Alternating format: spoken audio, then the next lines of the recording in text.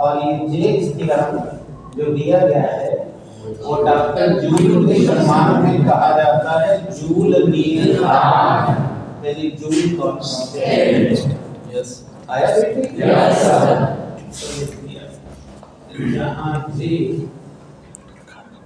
एक नियतांक है और इस नियतांक को बोला जाता है जूल कांस्टेंट, यानी जूल नियतांक। अब श्योर हो गई? Yes sir.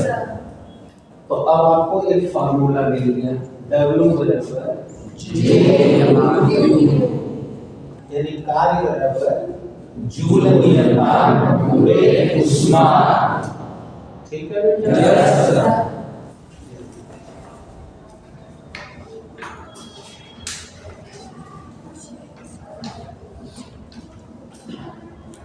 अब चलिए, अब हम आपको पहले जूल नियतांक की इकाई आंतरिक मान बता लें, तब इसकी परिभाषा है। यस यस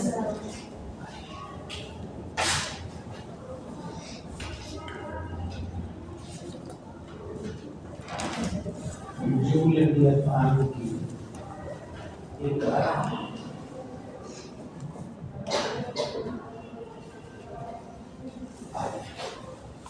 इसकी इकाई को आपको ध्यान से समझना होगा, क्योंकि इसकी इकाई एसआई में और सीजीएस में जो होती है उनमें से ज्यादातर किसी का यूज नहीं होता, और जो इकाई यूज होती है वह न कंप्लीट एसआई की है न कंप्लीट सीजीएस की है, और मैक्सिमम बच्चे वहीं पर न्यूमेरिकल लगाते समय गलती करते हैं। गलती बस वही बच्चे करते हैं जो उसको समझते नहीं है, और जो समझ जाता है उसकी गलती नहीं होती। तो आइए तीनों बिंदुओं पर फोकस कीजिए। पहले हम लेते हैं इन एसआई सिस्टम।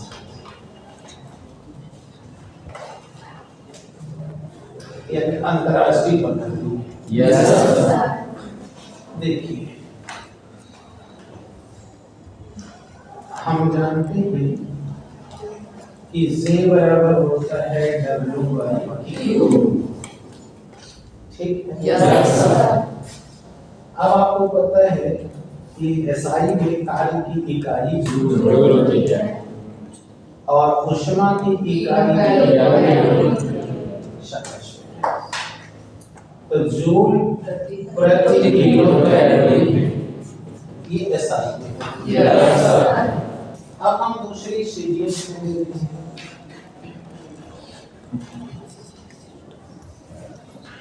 अब आपको पता है कि सीजीएस में ऊष्मा कार्य की इकाई अणु,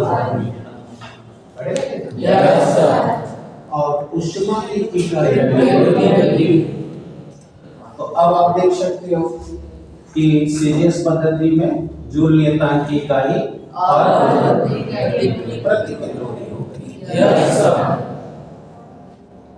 लेकिन मैक्सिमम न्यूमेरिकल लगाते समय देखोगे तो इसकी पॉपुलर इकाई, पॉपुलर मतलब जो लोकप्रिय है, पॉपुलर का मतलब लोकप्रिय, पॉपुलर यूनिट न इसमें है ना इसमें है। तब तुम्हें दिखाई देगा बेटा, क्यों लिखा रहेगा जूल प्रति कैलोरी। अब तुम देख सकते हो कि जूल एसआई का है, यस सर। कैलोरी सीजीएस का है, तो दोनों का कंप्लीट एमटीएस है, यस सर। और यही में सबसे ज्यादा सवाल रहेगी। Yes sir. तो इसका मतलब तो जान ही गए कि ये मामला गड़बड़ है, इसको ठीक करना पड़ेगा। Yes sir. तो इसके अनुसार हमें एमटीएस में काम करना है, तो जूल प्रति किलो कैलोरी होना चाहिए। Yes sir. इसलिए जब आप इकाई में देखो कि जूल पर कैलोरी है, तो आप क्या करो, उसको जूल, अब कैलोरी को किलो कैलोरी में नापोगे तो 10 में घात -3 का होगा, तब ना किलो कैलोरी टर्म। अब ये ऊपर चला जाएगा, तो बोलो ऊपर जाके प्लस हो जाएगा, और 10 में घात 3 से जब गुणा करोगे तब जाके शुद्ध इकाई में वापस। Yes sir. यानी तब ये जूल प्रति किलो कैलोरी होगा, तब जाके सवाल लगेगा। Yes sir. तो इसीलिए जो बच्चे इस बात को नहीं समझते हैं उनका सवाल गलत हो जाता है।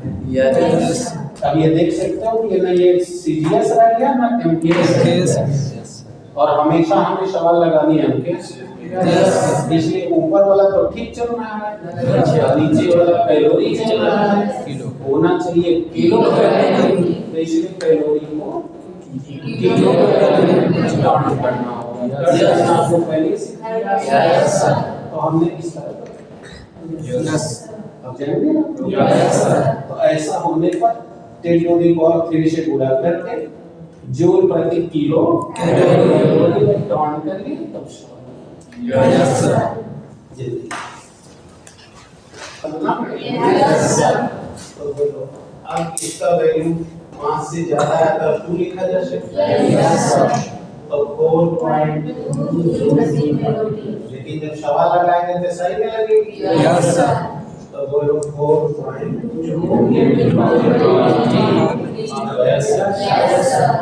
जूल प्रति किलो कैलोरी। तो ये वैल्यू हमको सवाल में नहीं देगा, हमको याद ठीक, यस सर।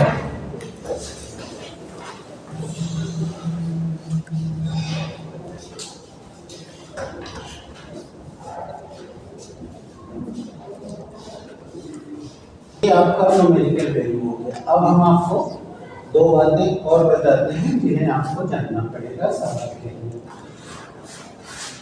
पहला क्वेश्चन आपको यह होगा कि मैंने पिछले लेक्चर्स में बताया कि बेटा ऊष्मा की वही डायमेंशन होती है जो ऊर्जा है, क्योंकि ऊष्मा भी एक प्रकार की ऊर्जा है और ये मैं प्रमाणित कर चुका हूँ। यस सर, सही, यस सर। लेकिन अब यहाँ एक जो महत्वपूर्ण बात है जिस पर हमें ध्यान रखना है वो बात को समझिए। बीमा की दृष्टि में तो आपने ठीक है कह दिया कि ऊष्मा की वही डायमेंशन होती है, लेकिन जब आप इकाई में जाते हैं तो आपको पता है इकाइयां एक ही नहीं होती। ऊष्मा की इकाई है किलो कैलोरी, जबकि ऊर्जा की जूल। और अब आइए फार्मूले W बराबर J इंटू Q। तो ये Q जो है वो किलो कैलोरी है, ऊष्मा है, यस सर। और हम चाहते हैं जूल में टर्न करना, यस सर। तो जब आप ऊष्मा में यानी किलो कैलोरी J का मान देंगे ये रहा, यस सर। हटिएगा मत बोर्ड से, देखिएगा ध्यान से। तो J का मान रहा 4.2 इतना जूल पर किलो कैलोरी। तब किलो कैलोरी से तब तो जूल आ गया। इसका मतलब कि अगर हमें किलो कैलोरी को जूल बनाना है तो इतना से पूरा करना पड़ेगा, यस सर। तब जाके वो किलो कैलोरी से जूल में टर्न होगा। इसीलिए हमने कहा कि रुकिए एक और मामले ध्यान देना है, यस सर। चाहे आप फार्मूला याद रखोगे तो भी काम हो जाएगा या कॉन्सेप्ट समझोगे तो भी। देखो J into Q, yes Q माने किलो कैलोरी, यस सर। जब उसमें J से गुणा करेंगे तब जूल होगा, यस सर। इसका मतलब कि अगर हमको ऊष्मा किलो कैलोरी में दिया हुआ है, यस सर, और उसे हमें जूल में टर्न करना है तो हम 4.2 क्या करेंगे, यस सर। तब जाके वो जूल में turn, yes sir, very good, yes sir. और पॉइंट नंबर 2 उल्टा बोलो W by J तब का Q होगा, यस सर। तो बोलो W की इकाई जूल और J का वैल्यू ये रहा, यस सर। 4.2 कैलोरी। अब ये ऊपर आ जाएगा जूल से, यस सर। अब बताओ बेटा अगर हमको जूल को किलो कैलोरी टर्न करना है, यस सर। तो 4.2 में 10 से माने उसी का उल्टा। अब ये जो याद रख देगा तो सवाल में फंसेगा भी नहीं। यस जब उस उत्तर में लगा रहा हो ऊष्मा तो जाइए उसको किलो कैलोरी लिखना होगा। Yes, sir. और जब वो कार्य या ऊर्जा लगा रहा होगा तो बोलो उसे जूल लिखना होगा। तो अगर आपका सवाल किलो कैलोरी में आ रहा है तो आपको 4.2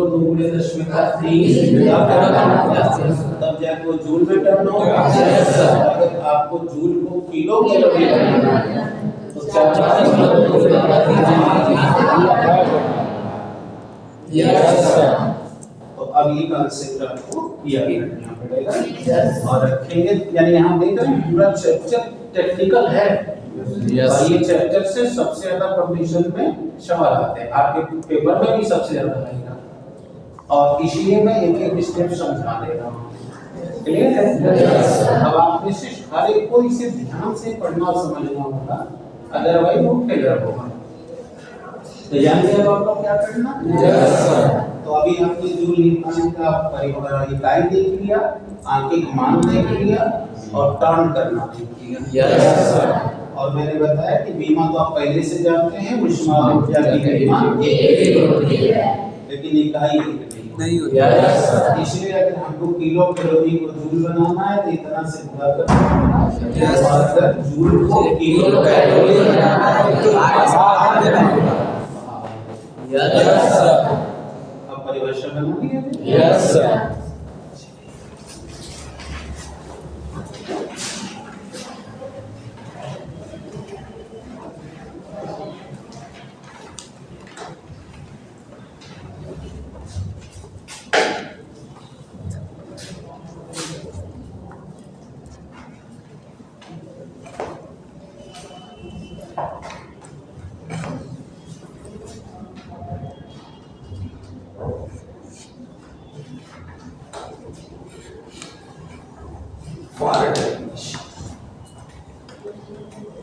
परिभाषा के लिए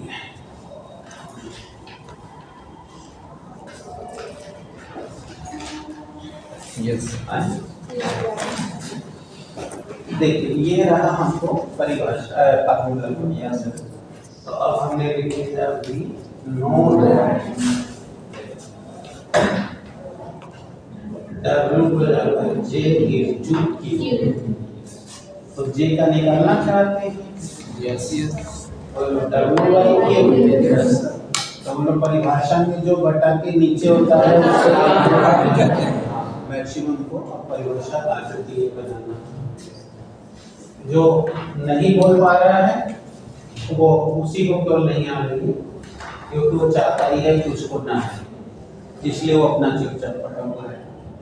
और अभी हम 2 घंटा आपके साथ यही पर काम कर रहे थे कि आप प्रयास करेंगे सब। Yes. तो देखिए बेटा एक ये जो बटा के नीचे क्यों है बोलो Yes. तो अब अगर हम एमटीएस में बनाएंगे तो इससे किलो कैलोरी Yes, sir. तो 1 किलो कैलोरी तो J बराबर बन गई परिभाषा। Yes, sir. आप देखना ध्यान से। अभी कुछ देर पहले जब ये चैप्टर शुरू हुआ तो तुमने कहा कि कार्य होगा तो ऊष्मा पैदा होगी। Yes, sir. तो देखो बताओ कितना हम ऊष्मा पैदा कराना चाहते हैं। तो 1 किलो कैलोरी ऊष्मा पैदा करने के लिए जितना कार्य करना पड़ेगा वैसे ही जूल बनता जो लेता है। Yes, sir. बन गया कि नहीं? Yes, sir. इकाई किलो कैलोरी ऊष्मा उत्पन्न करने के लिए जितना कार्य वही उसका जूल में काम करता है। आगे Yes, sir. इकाई किलो कैलोरी ऊष्मा उत्पन्न करने के लिए 4.2 जूल पर किलो कैलोरी है। तो इससे तुम क्या समझते हो? तो जिसको ये परिभाषा आ रही है ना वो फट से बता देगा। देखो यहाँ पर calorie Yes, sir. Sir 1 calorie ऊष्मा उत्पन्न करने के लिए 4.2 जूल कार्य करना पड़ेगा। ये हम समझते हैं। Yes, sir. आगे Yes, sir. जैसे हम क्या कहते हैं 1 किलो कैलोरी ऊष्मा उत्पन्न करने के लिए जितना आप कह रहे हैं उसका जूल नियतांक 4.2 जूल पर कैलोरी है। Yes sir. तो इसका मतलब यही निकला। Yes sir. अब यहाँ पर हम रख देंगे 4.2 कार्य बराबर 4.2 यानी कि 1 कैलोरी ऊष्मा उत्पन्न करने के लिए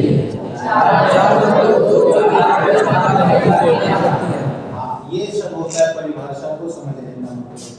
आप समझ जाते हो तो आप डील कर लोगे, जैसे हमने पिछले दिनों अल्फा बताया।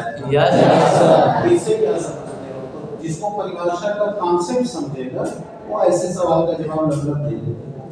और अगर यही कर देता कि अगर जो नियतांक इतना है तो क्या समझते हो, तो सेम वही बनता है। Yes sir. सर एक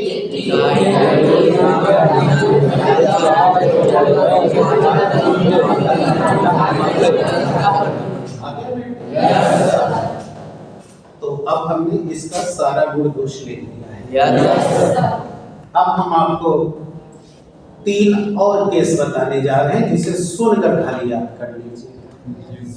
अगर हम काम करते हैं तो काम करने पर अगर टेम्परेचर होता है, ध्यान से देखिए, आपका फार्मूला है W बराबर J।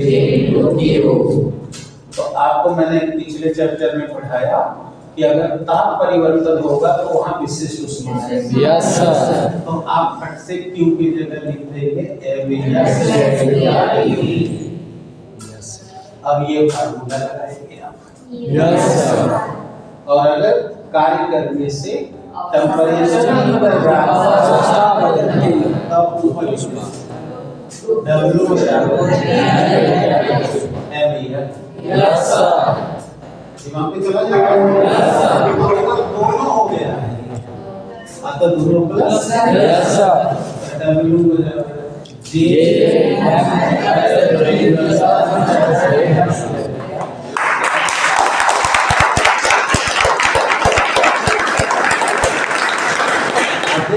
कैसे कैसे रूप दिखा। Yes sir. अब कार्य भी है। अब आपको पता है कार्य 2 तरह से होता है। Yes sir. गति के कारण और गति के कारण। तो गति के कारण उत्पन्न ऊर्जा को गतिज ऊर्जा कहते हैं। तो उस समय W की जगह हो जाएगा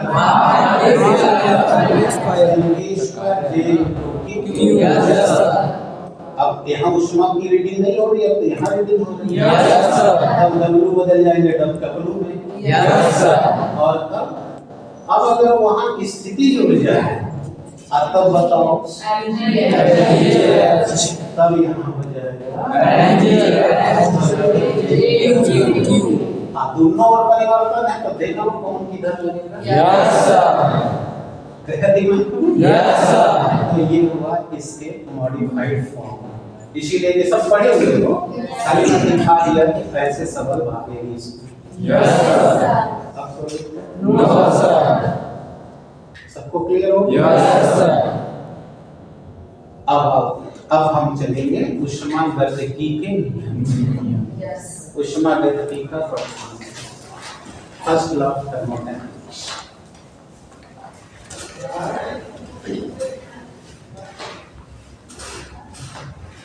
अब देख रहे हैं ना पीछे के कुछ चैप्टर कैसे कैसे यूज हो रहे हैं। अब तैयार जिसको है उसको मजा आ जाएगा और वो अपना क्लियर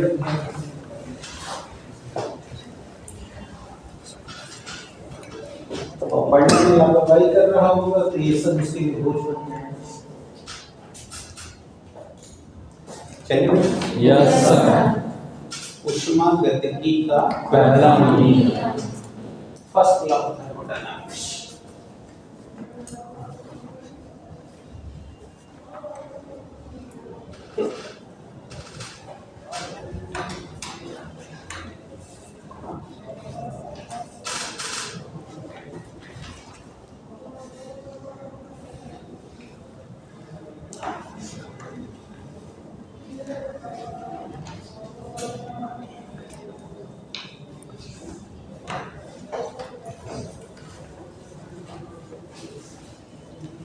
देखिए ऊष्मागतिकी का प्रथम नियम क्या कहता है। आप कई अवसरों पर सुने हैं, एक बार फिर सुने। ये नियम कहता है कि ऊष्मा को न तो हम बना सकते हैं, पहले समझो। जैसे अभी हमने कहा काम करो, तो आपने दौड़ना शुरू किया, बोलो शरीर हीट पैदा हो रहा है। बोलो ये सिस्टम न बना रहा है, ये आप बना रहे हो सिस्टम। जैसे सोचो एक क्षण के लिए कि हम सब लोग चावल दाल रोटी सब्जी वगैरह खाते हैं, और उसको हमारे सिस्टम में जाने पर वह उसको इलेक्ट्रिसिटी में कन्वर्ट कर देता है। हमने अभी हाल में भी बोला था कि 70 मिली वोल्ट का करंट तुम्हारे बॉडी में जनरेट हो जाता है। और वो 70 मिली वोल्ट के करंट से तुम्हारा हार्ट चल रहा है, मसल चल रही है, हाथ पैर चल रहे हैं, श्वसन की प्रक्रिया चल रही है। और जिस दिन वो 70 मिली वोल्ट करंट बनना बंद हो जाएगा, उसी दिन तुमको डेड घोषित किया जाएगा, कर दिया जाएगा, फैला मर गया। सोचो दुनिया में कोई मशीन ले आओ जिसमें चावल दाल रोटी सब्जी डाल दे, करंट पैदा हो, डाल दो इंजन में चावल दाल सब्जी बना के, चलेगा? इंजन खराब हो जाए। और इंजन में डीजल पड़ता है, पेट्रोल पड़ता है, तो वो बिजली बनाता है, तो तुम्हारे पे डाल दिए तो तुम मर जाओगे, क्योंकि तुम्हारे सिस्टम में डीजल पेट्रोल को लेकर इंजन बनाने वाली कोई नहीं है। तो सोचो ऊष्मा को न तो हम बना पाए, और उसी से हम दौड़ धूप रहे हैं, दौड़ रहे हैं तो गति क्यों बैठे हुए रूप में परिवर्तित। बस यही बात कहा गया थर्मोडायनामिक्स में कि ऊष्मा को न तो हम बना सकते हैं, नष्ट कर सकते हैं, न तो हम नष्ट कर सकते हैं। केवल इससे एक प्रकार की ऊर्जा से दूसरे प्रकार की ऊर्जा में परिवर्तित कर सकते हैं। आया बेटे? इसी को हम ऊष्मागतिकी का कहते हैं। Heat neither be created nor be destroyed. देखो पहले शुरू किया गया हीट से, अब बाद में एनर्जी पर आ जाएगा। अभी हिंदी बोलूंगा तो फिर सुन लेना। Heat neither be created nor be destroyed. Only one form of the energy can be converted into another. देखिए हीट से कहाँ हम एनर्जी में खत्म किया, यही दिखाऊंगा अभी बोर्ड में भी। अब वही बात हम हिंदी में कह रहे हैं कि ऊष्मा को न तो हम बना सकते, इसे केवल एक प्रकार की ऊर्जा से इसी को ऊष्मागतिकी का कहते हैं।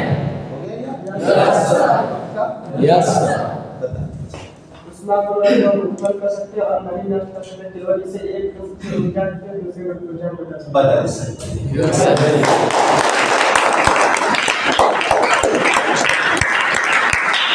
ये है बेटा आप लोगों का फर्स्ट लॉ।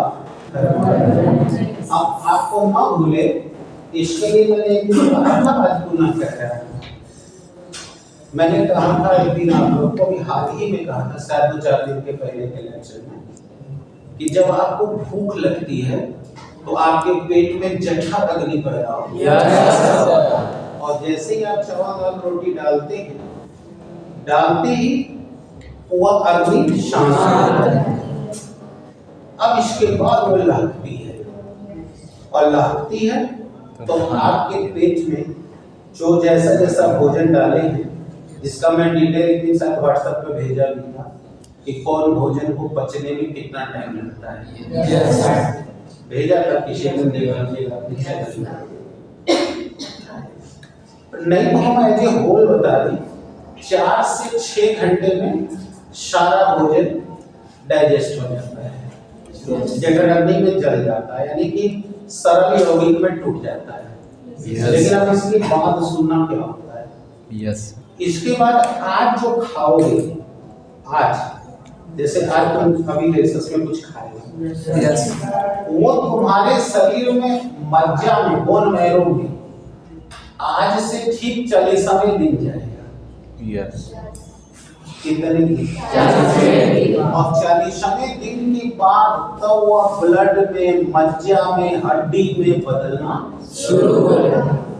सोचो आज से ठीक 40 दिन पहले जो खाए थे वो आज बच जाए।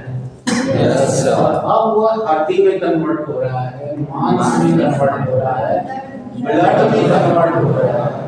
देखो रूप चेंज हो रहा है ना। यस यानी वो बर्बाद हो गया क्या? वो लिया गया था उष्मा में और अब जाके टर्न हो रहा है एनर्जी में। और उसका माप चेंज हो रहा है। मसल में गया, मांस बन के मांस बन गया, ब्लड में लिक्विड बन के रंग कर रहा है।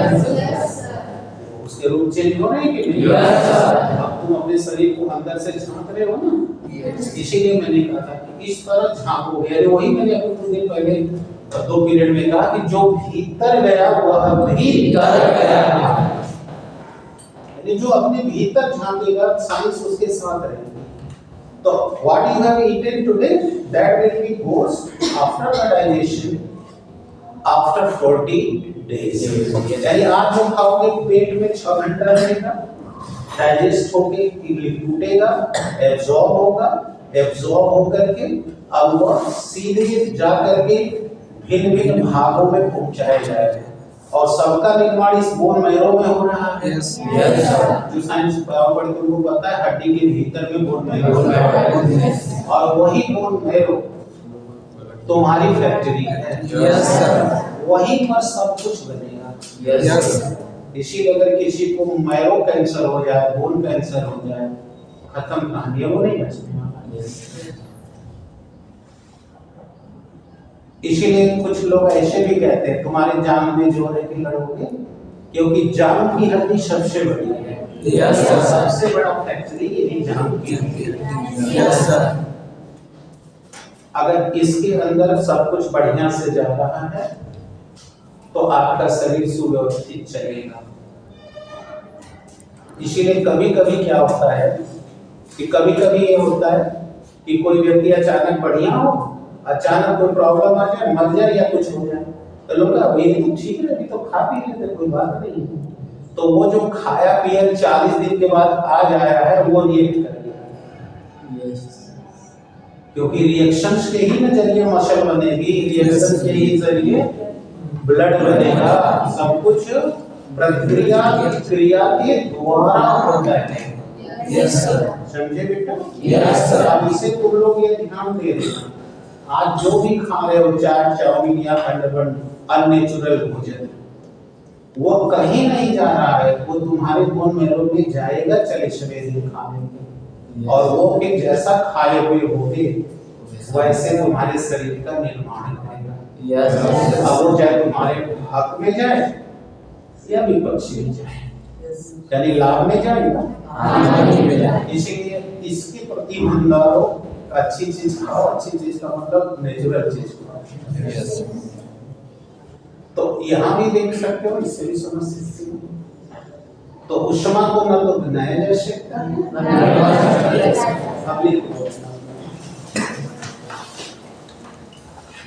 उष्मा को न तो बनाया जा सकता है,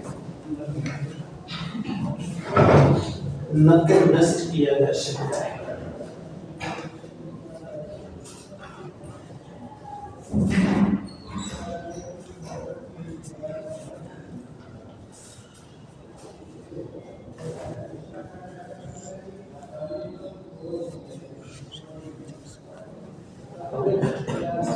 इससे केवल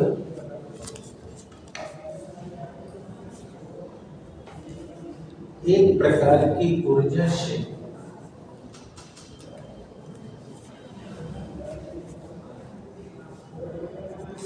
दूसरे प्रकार की ऊर्जा में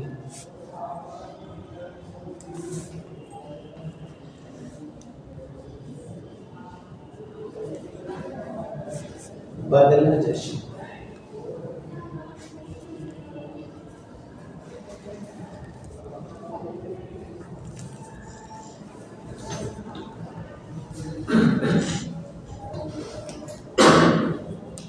बदला जाता है। यस, ठीक है। यस। इसी को गति का प्रथम नियम। यस बेटा प्रथम नियम कहते हैं। This is called the first law of thermodynamics.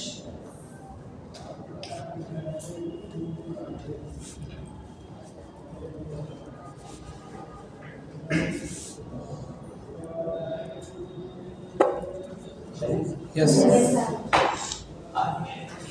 अब मैं इसको जा रहा हूँ इस रूल्स को फार्मूले में टर्न करने। तो टर्न करने के लिए एक फैक्टर की जरूरत पड़ेगी, वो एक्सप्लेन करके तब इसको टर्न करते हैं। यस। वो कौन सा है? आंतरिक ऊर्जा।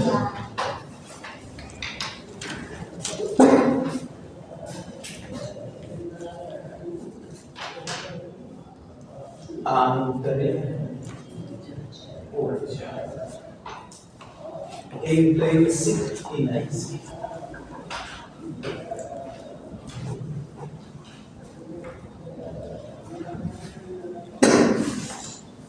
आंतरिक ऊर्जा। चले बेटा। अब देखो क्या है आंतरिक ऊर्जा।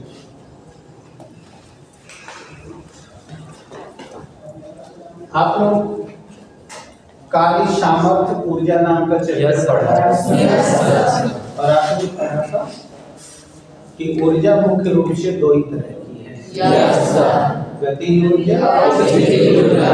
और गतिज ऊर्जा और स्थितिज ऊर्जा के योग को संपूर्ण ऊर्जा पढ़े। यस और इसी थ्योरी से उपग्रह की भी ऊर्जा निकाली गई है कि उपग्रह की कुल कितनी ऊर्जा होती है जब वो घूम रहा होता है। यस वैसे ही जब आप कोई निकाय लेते हो तो निकाय भिन्न भिन्न अंगों से बना हो, तो उस निकाय की जो आंतरिक गतिज ऊर्जा है और आंतरिक स्थितिज ऊर्जा है, उन्हीं दोनों के योग को उसका आंतरिक ऊर्जा कहते हैं। यस समझ आ गई? यस आंतरिक गतिज ऊर्जा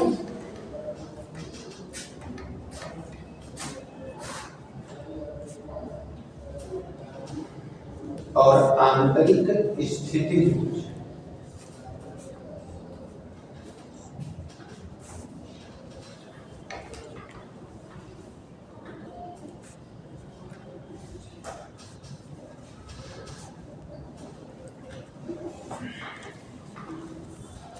आंतरिक गतिज ऊर्जा और आंतरिक स्थितिज ऊर्जा के योग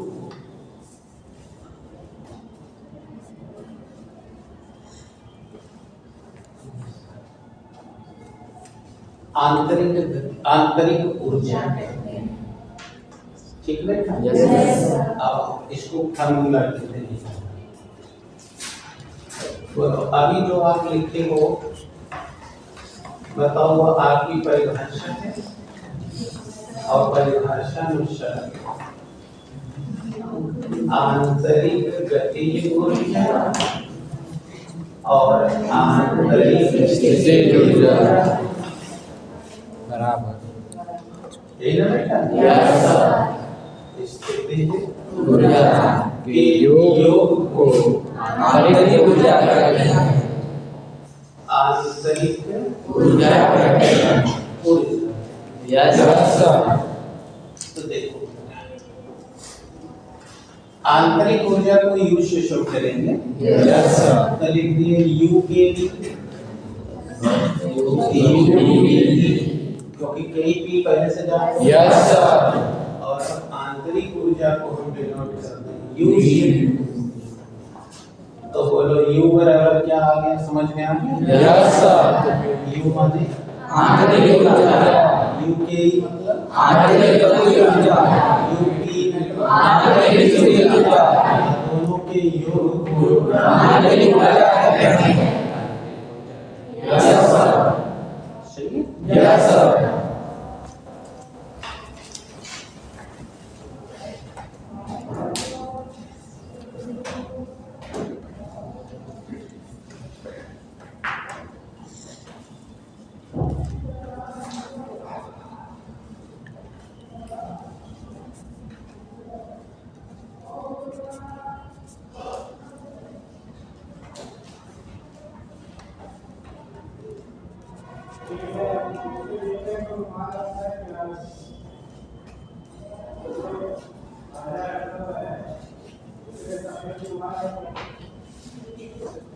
चलिए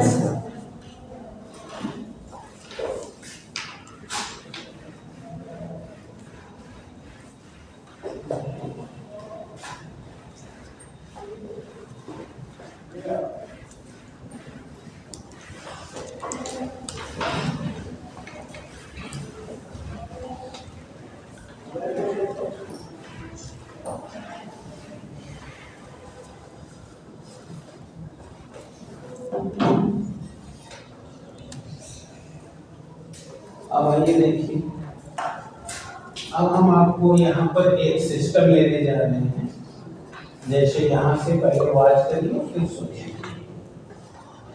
ये देखिए, ये हमने एक सिस्टम ले लिया, जिस सिस्टम में P दाब पर कोई एक गैस रखी जा रही है जिसका आयतन V है और ताप है।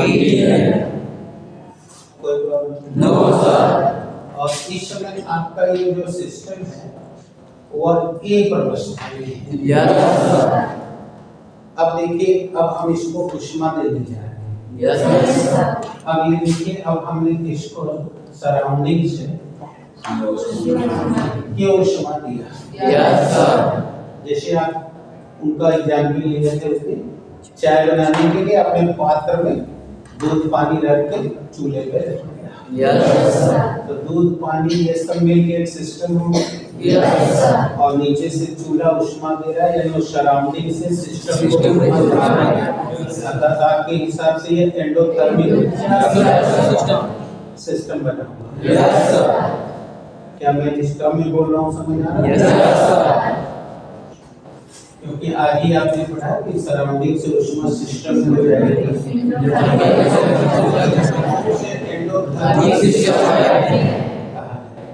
Yes sir. अब आप बताइए, जब रख दोगे तो धीरे धीरे ये गर्म होगा। Yes sir. इसका मतलब कि अब ऊष्मा का मान लगातार बदलता जाएगा। Yes sir. तो इस बदले मान को हमने dq दिया। Yes sir. कि आप पढ़े हुए हो परिवर्तित मान को या तो अब हमने जैसे इसको ऊष्मा दिया, बताओ पात्र ऊष्मा लेकर के ये ऊष्मा ट्रांसफर करेगा गैस के अणुओं को। Yes sir. और आप पढ़ते हो कि गैस की कुल ऊर्जा और गतिज ऊर्जा परमाणु के समानुपाती होता है। तो बताओ, जैसे इसकी ताप मिलना शुरू हो जाएंगे, बोलो इनका ताप बदलेगा। Yes sir. बदलने से बोलो इनकी आंतरिक ऊर्जा भी बदलेगी। Yes sir. और जब ये ऊर्जा इतनी हो जाएगी कि जाके ये जोर से टकराएगी, और जब अंदर से डाला गया था बाहर वाली तरफ से बोलो पिस्टन को उठा लेंगे। Yes sir. यानी बाहरी दाब और P का P ही है। Yes sir. लेकिन आंतरिक दाब ज्यादा होने से उन्होंने इसको उठा के यहाँ कर दिया। Yes sir. बताओ क्या हमारा पिस्टन